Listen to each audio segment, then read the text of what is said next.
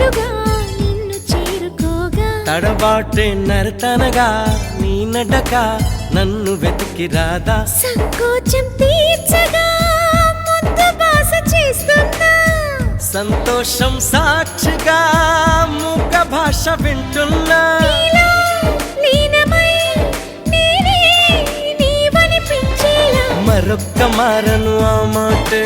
మనస్సు వింటుంది పదే పదే ఎదని మాటే స్మరిస్తూ ఉంటుంది నా ప్రాణమా సుస్వాగతం